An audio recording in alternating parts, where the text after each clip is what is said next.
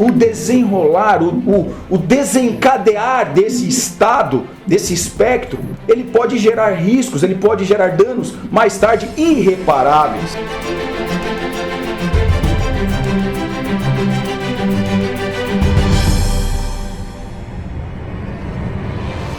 Em situações de mães envolvidas no narcotráfico, nas facções, nas organizações criminosas.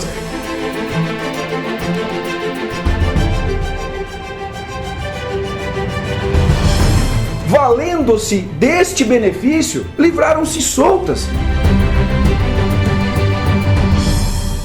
Bom dia, doutor Franklin. Bom dia, desembargador Zodan, tudo bem? Tudo bem. Então já vou lhe passar a palavra. Vossa Excelência então tem 15 minutos para a sua sustentação oral. Obrigado. Com a palavra, obrigado. Muito obrigado, senhor desembargador.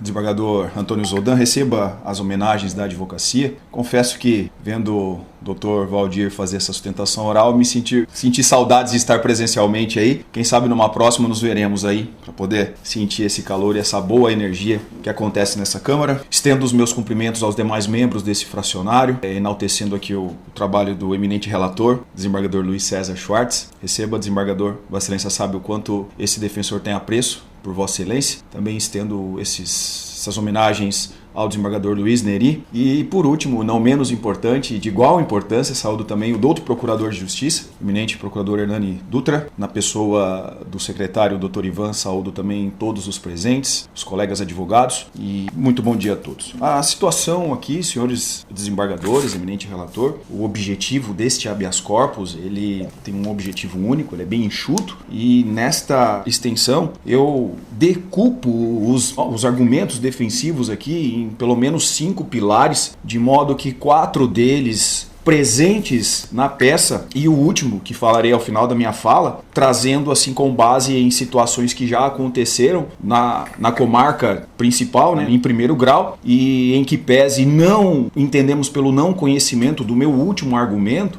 mas por ser uma questão abrangente de ordem pública, caso vossas excelências se inclinem à reflexão, matéria essa que poderia ser concedida de ofício. Pois bem, trata-se de um habeas corpus em favor da paciente que, no dia 15 de agosto, ela foi alvo também, junto com outros investigados, que acredito que já deva ter aportado a essa altura outros pedidos, outros habeas corpus a esse órgão, em que fora cumprido o mandado de prisão. E a investigação, presidida pelo GAECO, pela Polícia Civil de Joinville, a Justiça de Joinville, comarca de Joinville, deu conta e apurou aí uma série de supostos crimes contra a saúde pública, manipulação de medicamentos, organização criminosa, lavagem de dinheiro, que na essência da investigação, uma clínica coordenada, né, por um interessado desse processo, em que atuava e, segundo a investigação, também se passava por médico, fazia prescrições médicas envolvendo emagrecimento, envolvendo bem-estar, qualidade, medicina personalizada e integrativa. E no decorrer dessa investigação, que iniciou lá em 2017, surge o nome da paciente, e o objetivo aqui da minha manifestação não é aqui me insurgir contra nenhum viés investigativo, de forma alguma. Mas, apenas para contextualizar, surge o nome dela como proprietária, como vinculada a uma farmácia essa que dava aso, dava respaldo, manipulava as medicações, aspas, prescritas por este médico ou por esta clínica, enfim, dando suporte a todo esse emaranhado investigativo cujo objetivo e cujo o núcleo Vossas Excelências já conhecem. Em hipótese alguma, vou me aprofundar em mérito, porque esta não é a via eleita. Muito bem. Decretada a prisão preventiva, o primeiro argumento que foi aportado inicialmente ao juiz de primeiro grau e cuja negativa deu origem à impetração do presente habeas corpus foi a necessidade dos cuidados que a filha da paciente possui. Então aqui há um grande interesse sobre a necessidade dos cuidados especiais que a filha da paciente precisa e necessita. E o argumento é esse: prisão domiciliar, com base em 4 pilares argumentativos, sendo eles legal, jurisprudencial, constitucional e ainda por questões principiológicas, porque ela, portadora de do espectro autista necessita dos cuidados da mãe. E quando nós aportamos, quando nós levantamos o presente argumento, e aqui avocamos os artigos 318, 17 do Código de Processo Civil, onde existe plena e clara disposição de que o juiz poderá substituir a prisão preventiva por domiciliar quando imprescindíveis aos cuidados especiais de pessoa menor de 6 ou com deficiência. E a corroborar o nosso argumento, existem leis, existem convenções, existem entendimentos, e eu falo aqui com conhecimento de causa e com empatia pela causa, até porque possuo familiares portadores do espectro autista, participo de movimentos de inclusão das pessoas que possuem esse espectro. E com base nesse argumento, houve então a negativa. E não só levamos e trouxemos também o argumento muito conhecido de todo o nosso país, de todo o sistema judiciário, que é o HC Coletivo 143641, da lavra do ministro Ricardo Lewandowski, que vem também na mesma linha, autorizando, disciplinando esta possibilidade de que mães de filhos menores, gestantes ou de portadores de deficiência possam gozar desse benefício, além dos aspectos constitucionais em homenagem à dignidade da pessoa humana, e também ponderando aqui uma questão muito importante que passo a falar agora. Por quê? Sua Excelência Juiz de Primeiro Grau, desembargador Luiz Neri, desembargador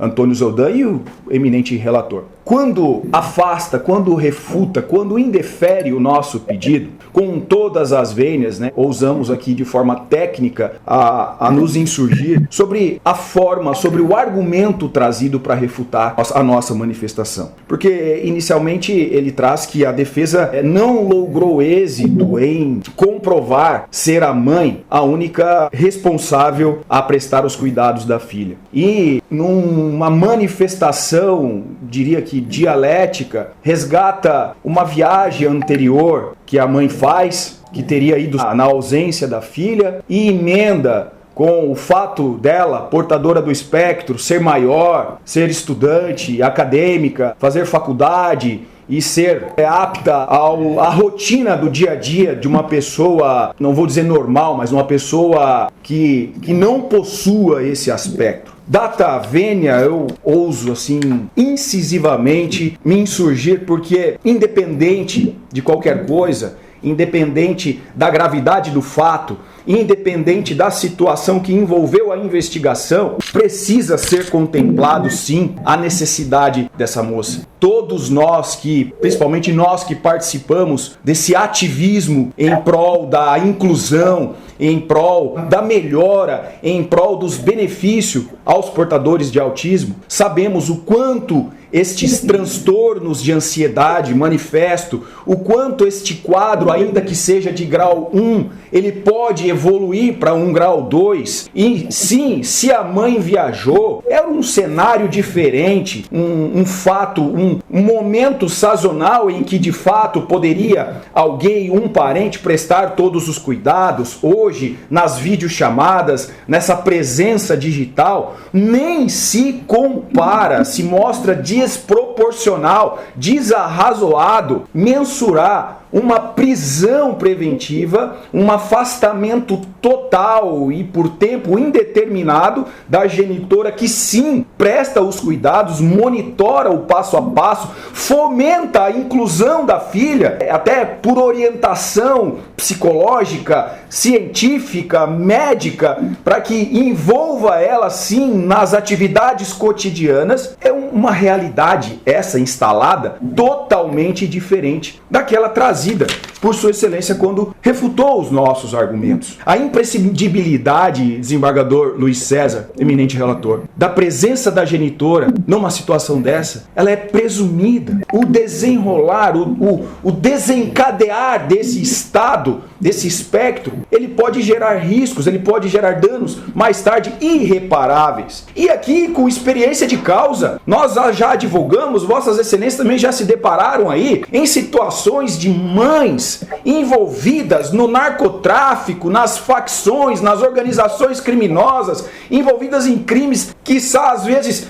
envolvendo até violência, grave ameaça, que, valendo-se deste benefício, livraram-se soltas e gozaram desta domiciliar humanizada. No presente caso, paciente primária nunca se viu envolvida em nenhuma atividade criminosa. E agora eu já faço um link nesses minutos que me faltam, atualizações processuais. O Ministério Público, inclusive, já denunciou. E o crime, não que não seja grave, não me interpretem mal, por favor, mas o crime apontado na denúncia, senhor presidente, diverso de toda um desenho trazido na investigação, integrar a organização criminosa. Este é o crime que a paciente vai responder, que não é o objeto, não foi trazido porque a denúncia ela aportou a posteriori. Por estas razões, entendemos. E aqui, sem entrar no mérito, sem discorrer sobre a gravidade de eventuais condutas, ou até mesmo dizer que, de forma genérica aqui, que se condenada neste crime, uma pena diversa a um regime fechado poderia ser imposta, neste momento entendemos, e aqui sob a ótica da defesa, que é possível sim a aplicação de medidas cautelares, ou melhor, a conversão da prisão em prisão domiciliar. E eu digo isso, inclusive porque, e trazendo já a extensão a algumas domiciliares que já foram impostas, neste caso, há pessoas muito mais próximas a interessados, a pacientes muito mais próximos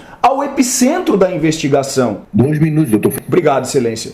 Ao epicentro da investigação, o que seria ampla e plenamente possível, desembargador Luiz Neri, a extensão a esta prisão domiciliar para a paciente, de modo que ela possa prestar esses cuidados à sua filha, que embora maior, embora goze de suas capacidades, isso feito mediante diversos projetos e incentivos de inclusão de tarefas e rotinas da vida cotidiana, todavia monitoradas. Houve também o argumento de que o pai, o ex-companheiro, o ex-marido, mora numa cidade diversa, mas pode prestar. Como é que o pai, morando em outra cidade, vai prestar os cuidados da filha? Nesse 1 minuto que me resta, eu convido vossas excelências a uma reflexão, a uma ponderação aqui entre princípios e valores. E eu não estou olhando aqui para gravidade, para fato, porque risco de reiteração criminosa não vai ter, porque já foram afastadas de todas as atividades, mantendo contas bloqueadas, não há nada que possa ter esse risco. A ordem pública pode ser garantida de outra forma. Pensar aqui é nas consequências de uma pessoa portadora desse espectro pode ter daqui para frente, de modo que a presença da mãe